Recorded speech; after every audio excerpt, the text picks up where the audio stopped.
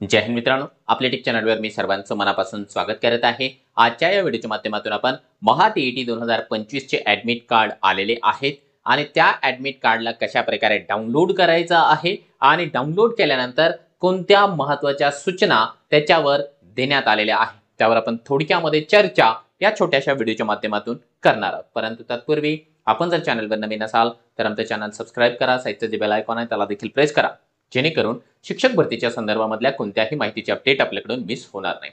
चला तर मित्रांनो बघूया माहिती। परंतु त्याच्यापूर्वी आपल्याला जर का आता ही जी 23 नोव्हेंबरला होणारी टीईटी असेल त्याकरिता मार्गदर्शन हवं असेल तर तुमच्याकरिता मास्टर टीचर ॲप्लिकेशनवर मार्गदर्शन उपलब्ध आहे। मग ते मराठी माध्यमात असेल, उर्दू माध्यमामध्ये असेल किंवा आता येत्या फेब्रुवारी महिन्यामध्ये होणारी जी आहे सीटीटी असेल त्याकरिता मार्गदर्शन हवं असेल तर तुम्हाला टीईटी प्लस सीटीटीचं कॉम्बो मार्गदर्शन देखील अवेलेबल करून देण्यात आलेलं आहे। आणि आपली जर काही इच्छा असेल की अरे ठीक आहे माझा अभ्यास वगैरे व्यवस्थित झालेला आहे, आता स्वतःचा अभ्यास मला या ठिकाणी जे आहे क्रॉस व्हेरीफाय करून घ्यायचा आहे, तपासून घ्यायचा आहे, तर त्याकरिता देखील आपण टेस्ट सिरीज या ठिकाणी तुम्हाला प्रोव्हाइड करतो आहोत। टेस्ट सिरीज देखील तुम्हाला या ठिकाणी ऑनलाईन पद्धतीने सोडवता येणार आहे। या सगळ्या गोष्टी तुम्हाला सहजपणाने उपलब्ध असणार आहेत मित्रांनो आपल्या मास्टर टीचर या ॲप्लिकेशनवर। आपण प्ले स्टोअरला जाऊन ते आजच जे आहे डाउनलोड करून घेऊ शकता। चला आपण आलेलो आहोत महाराष्ट्र राज्य परीक्षा परिषद पुणे यांच्या ऑफिशियल वेबसाईटला। इथे जे काही टीईटीचं मेनू आहे त्या मेनूवर आपण जर का मित्रांनो या ठिकाणी केलो तर बघा या ठिकाणी जे आहे इथे आवेदनपत्र वेब लिंक नावाचं एक मेनू अवेलेबल आहे। या ठिकाणी जे आहे तुम्हाला इथे एक काम करायचं आहे, उमेदवाराचे लॉग इन। ठीक आहे, उमेदवाराचे लॉग इन याच्यावर क्लिक केल्याच्या नंतर इथे तुम्हाला जे आहे युजर नेम पासवर्ड आणि इथला जो काही कॅप्चा आहे तो कॅप्चा टाकून घ्यायचा आहे आणि आपलं जे ॲडमिट कार्ड आहे त्या ठिकाणी डाउनलोड करा म्हणून दाखवतो, सहजपणाने ते डाउनलोड होऊन जातं। डाउनलोड केल्याच्या नंतर त्याच्यावरती ज्या काही सूचना आहेत मित्रांनो त्या सूचना आपण थोडक्यामध्ये बघूया। बघा हे जनरली हे हॉल तिकीट आहे वरच्या साईडला आणि इथे खाली जर आपण या ठिकाणी व्यवस्थितपणाने पाहू शकत असाल तुम्हाला दिसतंय बहुतेक, तर बघा सूचना क्रमांक 1, प्रवेश पत्राशिवाय परीक्षा केंद्रात आणि परीक्षा दालनात प्रवेश मिळणार नाही। आपल्याला जर का त्या ठिकाणी ऍडमिशन हवं असेल एक्झाम सेंटरला तर आपल्याला या ठिकाणी ॲडमिट कार्ड हे हवंच आहे। ठीक आहे, ऑनलाईन घेतलेलं आपण जे काही डाउनलोड केलेलं ॲडमिट कार्ड आहे, हॉल तिकीट आहे, त्याची प्रिंटआउट आपल्याला सोबत ठेवायची आहे। त्याच्यासोबतच एक ओळखपत्र आपल्याला घ्यावं लागणार आहे। आता ऑनलाईन पद्धतीने आपण आधार कार्ड, निवडणूक आयोगाचं ओळखपत्र, passport, pan card, smart card वगैरे जे काही फोटो आयडी आहे, ड्रायव्हिंग लायसन्स वगैरे ते आपल्याला सोबत घ्यावं लागणार आहे। त्याचबरोबर ज्या परीक्षार्थींनी नावात बदल आहे याच्यावर क्लिक केलेलं असेल त्यांनी गॅझेट म्हणा, गॅझेट अधिसूचना म्हणा किंवा विवाह नोंद प्रमाणपत्र किंवा शेवटच्या दर्जामध्ये ॲफिडेव्हिट तरी आपल्याला त्या ठिकाणी सादर करावं लागेल। ज्यांच्या नावात बदल आहे त्यांच्यासाठी ही सूचना आहे। आता याच्यानंतर ज्या परीक्षार्थींनी पेपर 1 आणि 2 साठी नोंदणी केली असेल म्हणजे दोन्ही पेपरसाठी नोंद केली असेल त्यांनी पेपर 1चं हॉल तिकीट वेगळं आहे, पेपर 2चं हॉल तिकीट वेगळं आहे। 2 हॉल तिकीट त्यांनी वेगवेगळ्या पद्धतीने डाउनलोड करायचे कारण दोघांचा जो सीट नंबर असेल ना मित्रांनो तो वेगळा आहे। ठीक आहे, ती एक गोष्ट आपण लक्षात घ्यायची आहे। आता परीक्षा सुरू होण्याच्या पूर्वी आपल्याला अगोदर माहिती करून घ्यायचं की एक्झाम सेंटर कोणतं आहे आणि पेपर सुरू होण्याच्या पूर्वी 20 मिनिटे आधी जे आहे परीक्षा दालनामध्ये प्रवेश दिला जाणार आहे। त्याच्यामुळे आपण आपल्या राहत्या घरापासून एक्झाम सेंटरचं जे डिस्टन्स आहे ते माहिती करून घ्यायचं आहे। परीक्षा हॉलमध्ये mobile phone, calculator, pager, camera, digital घड्याळ, डायरी म्हणजे असं इलेक्ट्रॉनिक कोणत्याही प्रकारचं जे साहित्य आहे ज्याच्यामुळे कॉपी होऊ शकेल त्या साहित्याला या ठिकाणी मज्जाव घालण्यात आलेला आहे। उत्तरे लिहिण्यापूर्वी प्रश्नपत्रिकेच्या मुखपृष्ठावरील व उत्तरपत्रिकेवरील सर्व सूचना काळजीपूर्वक वाचायच्यात। त्याच्यावर याच मॅक्झिमम ज्या काही सूचना आहेत ना त्या असतात। आता आपल्याला मिळालेली जी काही उत्तरपत्रिका आहे त्याची OMR शीट जी आहे त्याचा नंबर आणि प्रश्नपत्रिकेवरचा नंबर जो आहे तो थोडासा टॅली करून घ्यायचं। उत्तरपत्रिकेवर आपल्याला जे आहे ABCD अशा 4 कोडच्या वेगवेगळ्या प्रश्नपत्रिका मिळतील। जी प्रश्नपत्रिका आपल्या वाटेला आली असेल उत्तरपत्रिकेवरती तेच तुम्हाला अल्फाबेट या ठिकाणी नोंद करायची आहे। ABCD याच्यापैकी जे आलेलं आहे ते त्यानंतर आपल्याला त्या चौकटीमध्ये स्वाक्षरी करायची। स्वाक्षरी केल्याच्या नंतर परीक्षार्थींनी संच कोड जो आत्ताच मी सांगितलाय ते नमूद करायचं आहे। पेपर 2 साठी परीक्षार्थींनी निवडलेला ऐच्छिक विषय ऐन वेळी बदलता येणार नाही। आपला जो काही एकदा नोंद झालेली आहे ऑनलाईन पद्धतीने की मी हिंदी घेतलं, मराठी घेतलं, उर्दू घेतलं, इंग्लिश घेतलं त्यात बदल करता येणार नाही कारण आता जे काही हॉल तिकीट येऊन गेलेलं आहे त्यावरच आपल्याला परीक्षा द्यावी लागणार आहे। उत्तरपत्रिकेवर दिलेल्या योग्य पद्धतीनुसार अचूक उत्तर नोंदवायचं आहे।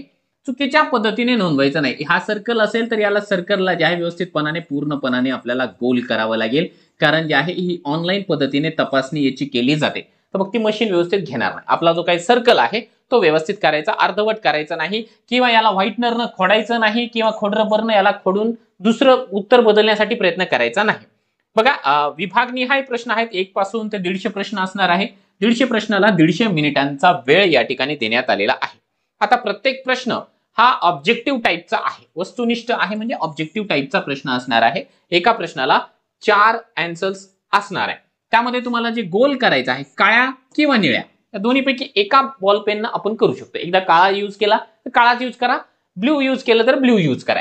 ठीक आहे. त्यानंतर प्रत्येक प्रश्नाचं एकच उत्तर बरोबर आहे. एकदा गिरवलेला पर्याय बदलता येणार नाही, किंवा एका उत्तराचे जर आपण 2 गोल केलेले असेल तरी देखील त्याचं मार्क्स या ठिकाणी मिळत नाही, कारण ते चुकीच्या पद्धतीने उत्तर होतं. त्यानंतर उत्तरपत्रिकेवरती जे आहे कच्चे काम करायचं नाही, खाडाखोड करायचे नाही. कच्चं काम जर करायचं असेल तर प्रश्नपत्रिकेवर आपल्याला त्या ठिकाणी वेगळी जागा देण्यात आलेली असते. आता परीक्षेचा वेळ संपला की लगेच जे आहे सोडवलेले प्रश्न आणि न सोडवलेले प्रश्न यांची संख्या त्या बॉक्समध्ये नमूद करायची आहे. उमेदवाराने परीक्षा कालावधी संपल्यानंतर मूळ उत्तरपत्रिका समवेक्षकाकडे देऊन कार्बन प्रत आपल्यासोबत घेऊन यायला हरकत नाही. म्हणजे आपल्याला आपली जी मेन आन्सर शीट आहे ती ओरिजिनल तिथे सबमिट करायची एक्झामिनरला, आणि त्याची झेरॉक्स कॉपी आहे ती आपण घेऊन येऊ शकतो. परीक्षा सुरू झाल्यानंतर ते परीक्षा कालावधी संपेपर्यंत परीक्षार्थीस कोणत्याही कारणासाठी परीक्षा दालनाच्या बाहेर जाण्यास परवानगी दिली जाणार आहे. त्याला एक्झाम सेंटरमध्ये तिथे हॉलमध्येच बसून राहावं लागणार आहे. परीक्षा हो किंवा न हो, किंवा दुसऱ्या कोणत्याही कारणासाठी आपल्याला उठून बाहेर जाता येणार नाही, किंवा कोणत्याही प्रकारचं साहित्य आपल्याला घेऊन येता येणार नाही. दिलेल्या सूचनेचा भंग केला तर तो गैरप्रकार या ठिकाणी समजला जाईल.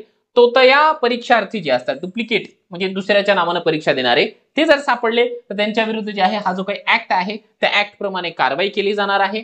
प्रश्नपत्रिकेमध्ये कोणत्याही प्रश्नाच्या उत्तराची नोंद करायची नाही. प्रश्नपत्रिकेचे कोणते पृष्ठ भाग मूळ उत्तरपत्रिकेपासून वेगळं करायचं नाही. हे बघा, एक जनरली आपल्याला सवय असते की आपण जे आहे ना, समजा प्रश्न क्रमांक 1 2 3 असं असेल, इथे समजा त्याच्या जर का ऑप्शन्स असेल तर आपण इथे टिक मार्क करतो. हे मी बी लिहिलंय, हे सी लिहिलंय, किंवा हा ए लिहिला, किंवा हा डी लिहिला. तर त्यांचा अर्थ आहे किंवा इथे काहीच करू नका, प्रश्न वाचा आणि लक्षात ठेवा. फक्त परीक्षेसाठी विहित केलेली वेळ संपल्यानंतर परीक्षार्थीस प्रश्नपत्रिका स्वतः बरोबर जे आहे दालनाबाहेर घेऊन जाण्यास परवानगी आहे. म्हणजे क्वेश्चन पेपर आपल्याला बाहेर जाता येणार आहे. आणि दुसरी महत्वाची गोष्ट म्हणजे त्याची जी आन्सर शीट आहे कार्बन कॉपी ती पण घेऊन जाता येणार आहे. दुसरं काहीच करता येणार नाही. परीक्षा काळात जो काही केंद्र संचालक, पर्यवेक्षक, समवेक्षक यांच्याकडून परीक्षेविषयक देण्यात येणाऱ्या सूचनांचं आपल्याला पालन करणं आवश्यक राहणार आहे. आणखी त्यांनी एक गोष्ट या ठिकाणी सांगितली की प्रश्नपत्रिकेमध्ये जर काही त्रुटी असतील तर मग ना, जेव्हा आन्सर की पब्लिश केली जाते त्याच्या पूर्वी ना या ठिकाणी फायनल आन्सर कीच्या पूर्वी 7 दिवसापूर्वी तुम्हाला आक्षेप नोंदवता येतं, ऑब्जेक्शन घेता येतं. एखादा प्रश्न जर का कोणत्या कारणास्तव रद्द करण्यात आला तर मग ते रद्द केलेला प्रश्न या ठिकाणी जे आहे सोडून राहिलेल्या प्रश्नापैकी 55% किंवा 60% मार्क तुम्हाला घ्यावे लागतात. हा नियम त्यांनी ऑलरेडी लिहून दिलेला आहे. परीक्षेत प्रविष्ट होण्यास पात्र असणाऱ्या उत्तीर्णतेचे पात्रतेचे निकष पूर्ण केलेल्या उमेदवाराला प्रमाणपत्र देण्यात येईल. याचा अर्थ असा आहे की आता तुमचे कोणतेही डॉक्युमेंट यांनी अपलोड करायला लावलेले नाही. तुम्ही जी माहिती भरली ती त्यांनी योग्य समजलेली आहे. जर तुम्ही पास झालात, तुम्हाला त्याचं सर्टिफिकेट घेण्यासाठी गेले तर तुम्हाला सगळ्या ज्या गोष्टी आहेत त्या ओरिजिनल या ठिकाणी सादर कराव्या लागेल, जेणेकरून नंतर तुम्हाला जे काही सर्टिफिकेट आहे पासिंगचं ते मिळेल. दिव्यांग उमेदवारांचं जे काही प्रपत्र आहे ते भरून त्यांनी घेऊन जायचं आहे. एक्स्ट्रा ॲडिशनल टाइम वगैरे ज्यांना घ्यायचं असेल त्यांच्याकरिता आहे. 2018 किंवा 19च्या गैरप्रकारामध्ये असलेल्या उमेदवारांना परीक्षा देता येणार नाही.